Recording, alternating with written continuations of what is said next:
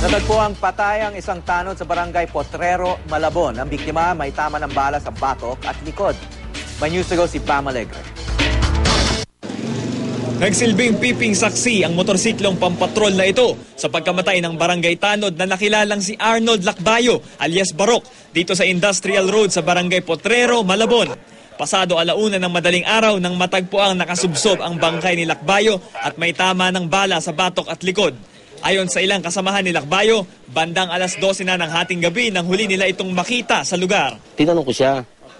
Sabi ko sa kasama ko, asan si Barok? Sabi ko gano'n. Sabi ng kasama ko, maghahatid nga raw sa PBM ng kapitbahay, bata.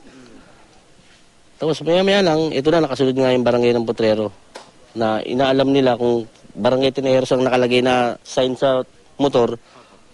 Naginala na ako, sabi ko, baka si Barok yun.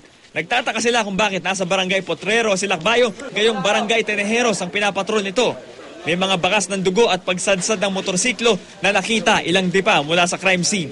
Pero ayon sa ilang taga roon, wala silang narinig na komosyon bukod sa 3 putok ng baril. Nagsisipilyo ako kasalukuyan nun eh. May narinig ako ng putok ng baril. Ayun lang. Ngayon bumaba ako, nakita ko na lang nandun siya. Tatlong putok.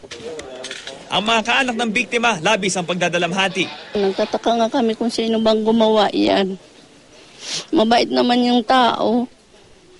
Sino kaya gumawa yan ng tao nga masama? 2 pamatiya, anak. Inaalam pa ng mga pulis ang posibleng motibo sa pagpatay. Base doon sa nakita natin sa tama ng bala sa halikod at saka sa batok ng biktima. Pam Alegre, GMA News.